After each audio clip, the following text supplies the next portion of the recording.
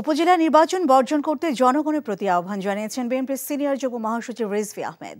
নির্বাচন বর্জনে উদ্বুদ্ধ করতে নিজ নিজ এলাকায় নেতাকর্মীদের কাজ করার আহ্বানও জানিয়েছেন তিনি। রাজধানী বাড্ডায় সাধারণ মানুষের মাঝে বিশুদ্ধ পানি ও খাবার স্যালাইন বিতরণ অনুষ্ঠানে তিনি বলেন, নির্বাচনের নামে জনগণের সাথে প্রতারণা করা হচ্ছে, তাই এই ভোটে অংশ নিচ্ছে না বিএনপি। তীব্র তাপপ্রবাহে সাধারণ মানুষের কষ্ট লাঘবে সরকারের পক্ষ থেকে কোনো উদ্যোগ নেওয়া হয়নি। খেটে খাওয়া মানুষ দুর্বিষহ জীবনযাপন করছে। চুরি দুর্নীতি করে ক্ষমতাসীনরা দেশের অর্থ বিদেশে পাচার করছে বলে অভিযোগ করেন রিজভী আহমেদ।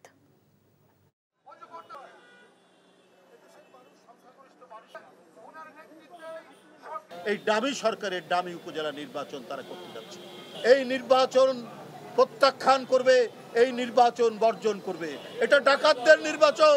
সরিষাবাড়িতে আওয়ামী লীগের ক্যান্ডিডেট ঘোষণা দিয়েছে, এখানে অন্য কেউ দাঁড়াতে পারবে না। প্রতিদ্বন্দ্বিতাহীন নির্বাচন করতে চায়, তো সেইখানে বিএনপি অংশগ্রহণ করতে পারে না।